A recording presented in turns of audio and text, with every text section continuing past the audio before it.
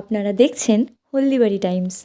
পল্লী সংস্কৃতি সংঘের ব্যবস্থাপনায় বোনাপাড়া হাই স্কুলে 8 দলীয় বোনাপাড়া নকআউট T10 ক্রিকেট টুর্নামেন্টে চ্যাম্পিয়ন KCC11।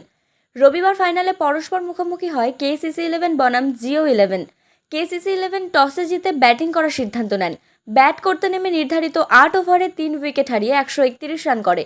জবাবে Geo11 8 ওভারে 7 উইকেট হারিয়ে 98 রান করতে সমর্থ হয়। খেলায় সেরা নির্বাচিত হয় রানার্স দলের সুনীলকান্ত শর্মা। বেস্ট ব্যাটসম্যান নির্বাচিত হয় চ্যাম্পিয়ন দলের শুভ চক্রবর্তী। বেস্ট বোলার নির্বাচিত হয় চ্যাম্পিয়ন দলের গোবিন্দ সরকার। বেস্ট ফিল্ডার নির্বাচিত হয় চ্যাম্পিয়ন দলের শুভ্রদীপ সরকার।